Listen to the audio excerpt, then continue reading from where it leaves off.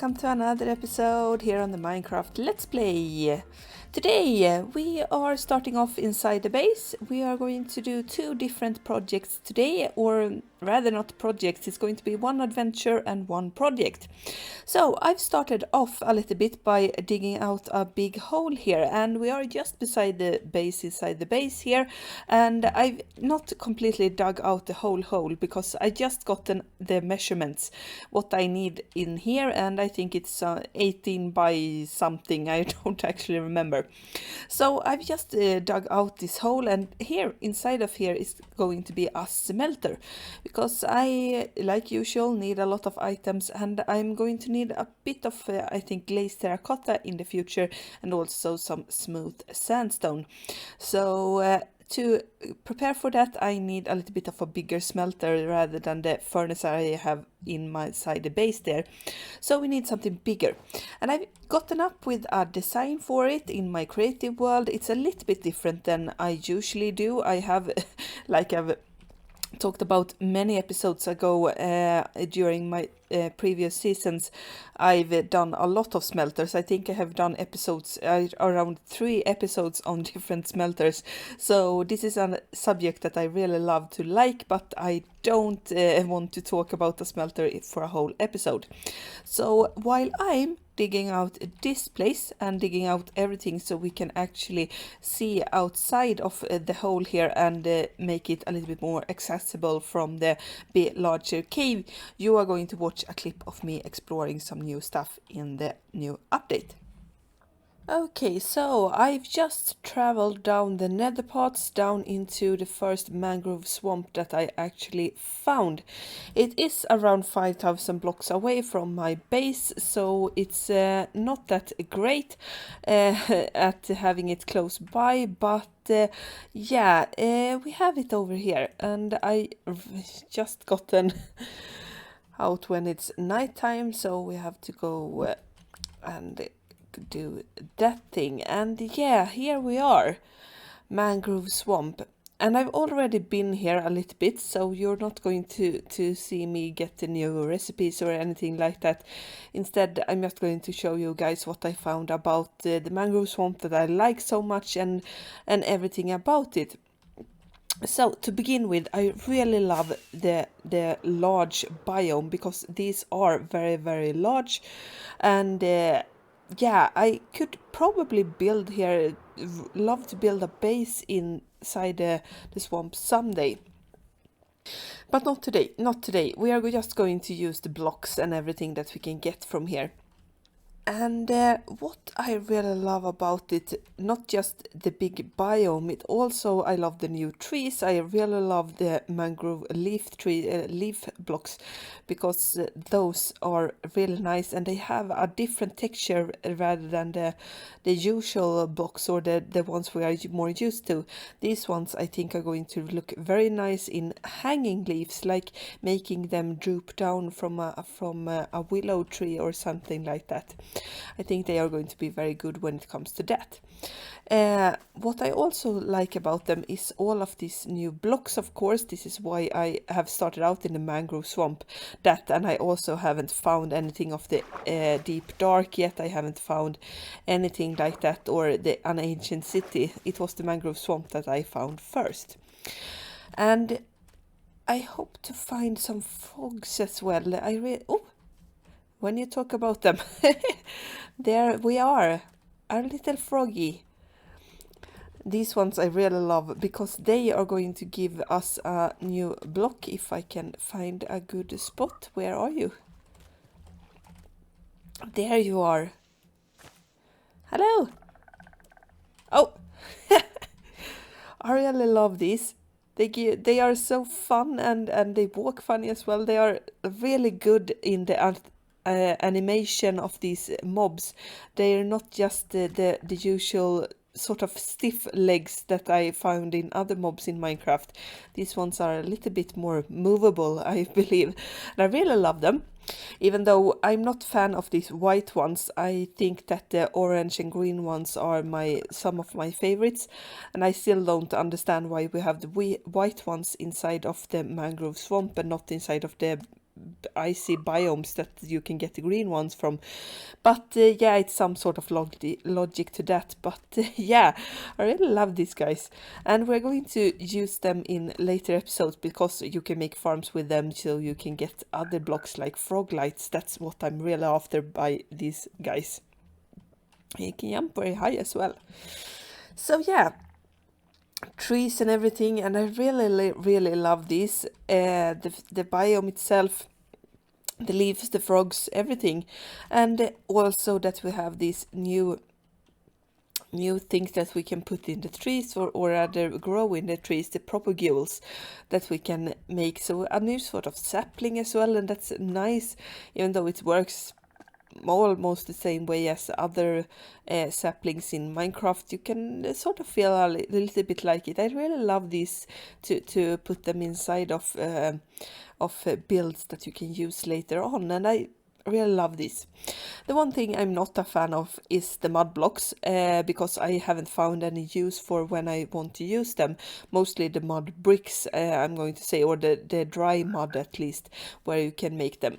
I have seen people start making desert villagers and everything inside of those, where you can use a lot of the clay and mud together to make these sort of clay houses. But I haven't found the appeal of them yet. So maybe in some future episode I have found some use for either the mud block as it is, or maybe the mud bricks or the dry mud at least. But until then I can be happy about everything else inside of this biome.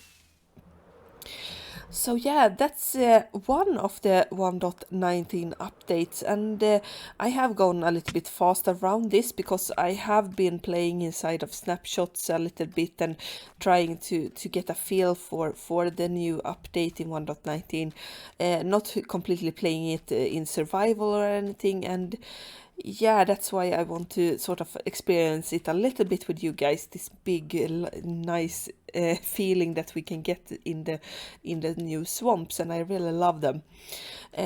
But yeah, I think that the ancient cities and the deep dark is what we are going to be after in some future episodes.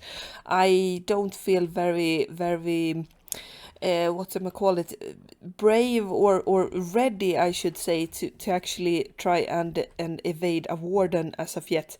It's a little bit too dangerous, so I decide that I am going to wait a little bit until I actually know what I want to do with the blocks inside of the deep dark, what I want to do in ancient cities, and continue on with the stuff that I actually have planned for the episodes before 1.19 came out. So we're going to go back and look at the finished smelter instead. And the smelter is finished, as I said in the last clip. I have done a lot of work around here to make this look okay, and yeah, I really love this design and everything. It was a very flat to begin with. I had dug out all of this spot here, like I said I would have to do, and it's still a little bit flat on the ground, but that could be okay because I have a lot of flat area inside of here. But we also, what I try to do is to finish off the terrain around here, because as I've said, it was very flat, and I had like this sticking out here. It was very flat here as well. You can see probably where the sort of line goes, where I try to put up a little bit of more blocks to make it a little bit more dynamic, a little bit more natural. So I put down some blocks to make it a little bit more cave-like. They have this drooping down, and it looks a little bit more like I've just tried to squeeze in the smelter here. But it's very easy to work with and everything, and I'm just going to demonstrate a little bit how it works, and then we're going to look at more of the mechanics for this as well. So I have two chests here, one for the output and one for the input, and I'm just going to put in some raw copper because we're going to need copper blocks in the future. And then when that happens, we are going to get the blocks to go into a chest up there. We have an automated system that's going to detect when stuff are inside of a minecart, and that minecart is going to go out and gather more stuff. It is going to go back and forth a lot of times, then it closes by a little bit, it takes more stuff and put them in, and of course we have a hopper system down below that sends it into this chest here. I have tried out the system, so that's why there are a little bit of iron and copper already in there. And I also have a little bit of automation system for my coal, and I'm going to show that, but instead of showing it on the actual Minecraft world here, where it's much harder to show you since I have squeezed it in inside of the area, I'm going to turn over to my creative world and we'll see each other over there. Okay, so welcome to my creative test world. I have shown this world a couple of times on camera before, I think. I have tried to show off builds before where it's much easier to be in creative mode and actually try and show the process or so, something that's hard to show on regular survival play.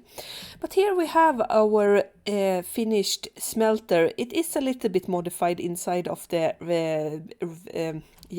my regular season 3 world, but it's very similar to the design. I have completely copied a lot of it over here. You can also see that we are having some substitutes in case of frog lights, because I haven't gotten those yet inside the survival, but those are going inside later on. So what we have here is the bare bones. I tried out the design, and then we have all of the redstone on the back here, and it has a lot of things happening. So same thing here. We have just I have just reversed it. So all of the things that you see on the right side here, that's going to be on the left side, and the left side on the right side. And I think I told it right now, or maybe it's the opposite. I have a little bit of a problem with using left and right in English, so if I'm saying that wrong, just keep in mind that this is opposite sides in my regular word, so the water stream is on that side and everything like that. Okay, so back to what's happening here. When we put stuff inside of the chest, it gets turned into these hoppers. The hoppers go into the dropper puts items in here. And it goes in a water stream, gets pushed into the chest that I spoke of, and then into the minecart that we can see through the glass on the other side. And it gets pushed into hoppers that feeds inside of the furnaces. And after that is very simple. When the furnaces are done, they have hoppers underneath them. I'm just going to try and show you. Hoppers underneath them, then that goes into a very simple hopper chain going into the other chest on the other side. Very simple indeed.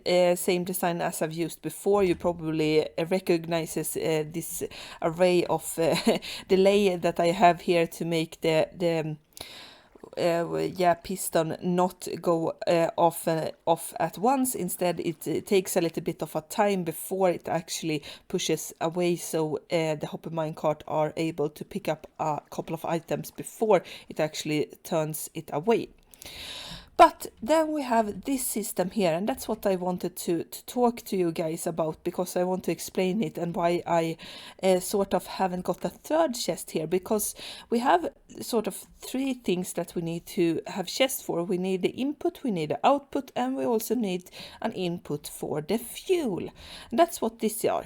This is hidden behind the walls inside of the Season 3 world, but I'm going to make a sort of pathway to it if I need to fill it up sometime, but I have already almost filled up the same amount of coal inside of the regular world as I have in this creative one. So what happens here is that I have a system up here with a comparator, observer, and then redstone dust that are connected to this piston down here. And what happens is that this is supposed to fill up, so we have coal inside of these hoppers when the furnaces run out of coal. And that could be very different depending on how much stuff I actually put in the system.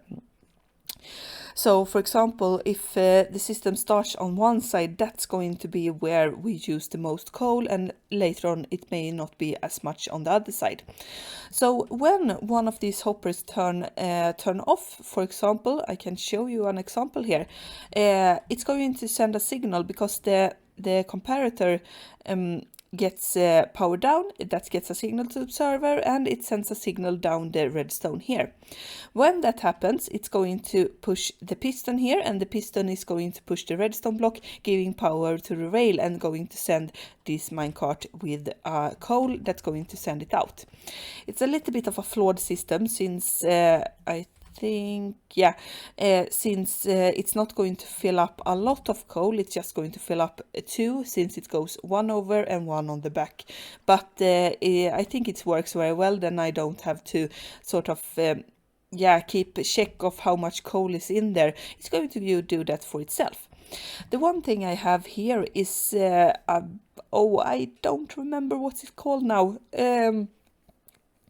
It's the redstone extender, or pulse extenders, I think it's called, something that extend the redstone pulse, and it's supposed to look like this. So we have the redstone here, and what that makes is that if we would have just sent the signal from the observer here, they send very short signals, then the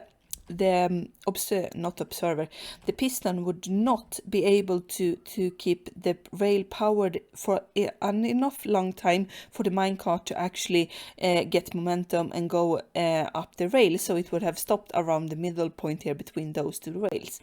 So that's why we have this extender that's going to extend the redstone pulse a little bit. So I don't know how it works. Don't try and make me explain it, because I just know that it extends the signal, so it goes a little bit further and then goes back here, so it sort of gets the same result as if you had a repeater. But I didn't want to use that because this is a little bit more effective, I think, something like that. I don't know yet, but yeah, this is more better, so that's why I've used that, and it's going to extend the signal so the piston keeps the redstone blocks just a couple of few ticks more, rather than just going back and forth. And that's what the coal system are, and that's also what the whole smelting array is for. We have everything here, and the only thing that I haven't got inside of everything else is the frog lights. That's what we are going to focus on. Maybe not next episode, but an episode in the future, because I really want to have these. They are really lovely blocks that I want to use. But with that, I have to actually end the episode there. We have built a smelter today. We have explored a little bit of the mangrove swamp. I have talked a little bit about what I liked there. I hope you have enjoyed the episode. If you did, consider leaving a like and a comment, and maybe subscribe so you don't miss future episodes. We'll see each other in the next episode. Goodbye.